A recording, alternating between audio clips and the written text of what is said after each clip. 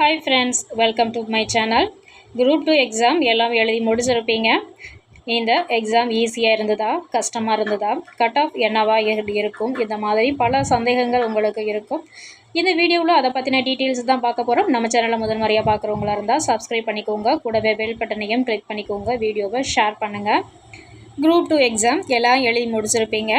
எல்லோரும் அடுத்ததுக்கு என்ன தோணும், நமக்கு கஷ்டமாக இருந்துச்சுன்னா எல்லோரும் என்ன சொல்கிறாங்க, கஷ்டமாக இருந்துச்சுன்னு சொல்கிறாங்களா இல்லை ஈஸியாக இருந்துச்சுன்னு சொல்கிறாங்களா, இது எல்லாத்தையும் நம்ம தெரிஞ்சுக்கிட்டால் தான் நமக்கு ஆறுதலாக இருக்கும். நம்ம எழுதியிருக்கிறதுக்கு தகுந்த மாதிரி நமக்கு கொஞ்சம் ரிலாக்ஸ் ஆகுவோம்.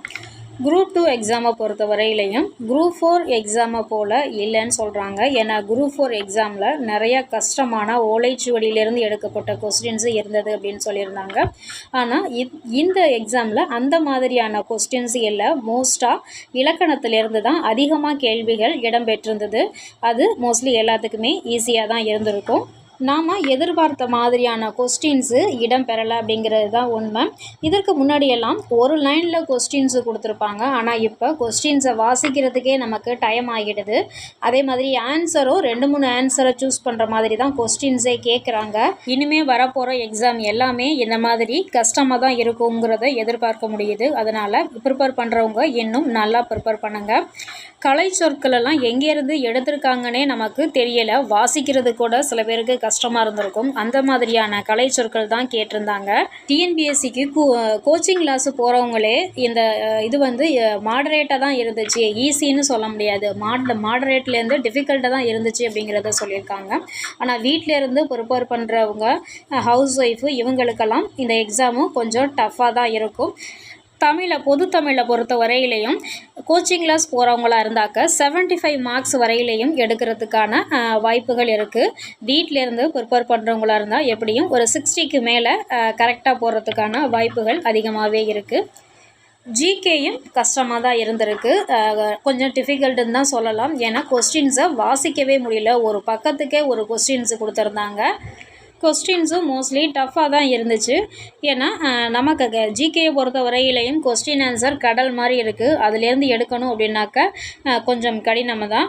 அதனால தான் எல்லாம் பொறுத்துகவா, ஒரே கொஸ்டினில் 4 கொஸ்டின் ஆன்சர் பண்ணுற மாதிரி வெறும் பொறுத்துக, அப்புறம் சரியானதை தேர்வு செய்யணும், நிறைய ஆப்ஷன்ஸ் எல்லாம் நிறையா கொடுத்துருந்தாங்க. இந்த ஆப்ஷன்ஸை படித்து ஆன்சர் பண்ணுறதுக்குள்ளேயும் ஜிகேவுக்கே அவ்வளோ டைம் ஆயிடுச்சு.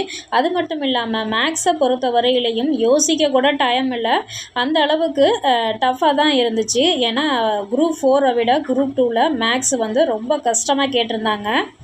ஒரு 15-16 கொஸ்டின்ஸுக்கு தான் மோஸ்ட்லி ஈஸியாக ஆன்சர் பண்ணுற மாதிரி இருந்துச்சு. அதுலேயும் கொஸ்டின் பேப்பர் ஒவ்வொருத்தருக்கும் ஒவ்வொரு கொஸ்டின் பேப்பர் மாறி வரும். அந்த மாதிரி ஃபஸ்ட்டு கடினமான கொஸ்டின்ஸை கொடுத்துருக்கும் போது அதை ட்ரை பண்ணுறதுக்கே டைம் ஆகிடுச்சு. பின்னாடி உள்ள ஈஸியான கொஸ்டின்ஸை ட்ரை பண்ணுறதுக்கே முடியலை அப்படின்னு நிறைய பேர் சொல்லியிருக்காங்க. ஜிகேயை பொறுத்த வரையிலையும் ஒரு 60+ போடுறதுக்கான வாய்ப்புகள் அதிகமாக இருக்குது. கொஸ்டின் பேப்பர் டஃப்னு தான் சொல்லலாம். கட் ஆஃபை பொறுத்த வரையிலையும் கொஞ்சம் 160க்கு மேலே எடுத்திருந்தால் நீங்கள் சேஃபாக இருக்கலாம். குரூப் 4 பொறுத்த வரையிலையும் நமக்கு ஒரு எக்ஸாம் தான். ஆனால் குரூப் 2க்கு மெயின் எக்ஸாம்னு ஒன்று எழுத வேண்டியது இருக்கும். அதனால் கட் ஆஃபு 160 இருந்தாக்க நீங்கள் சேஃபாக இருக்கலாம்.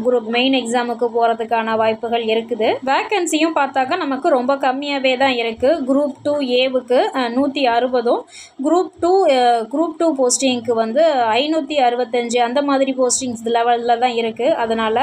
அதனால் கட் ஆஃபு 160க்கு மேலே இருக்கிறதுக்கு 100% வாய்ப்பு இருக்குது.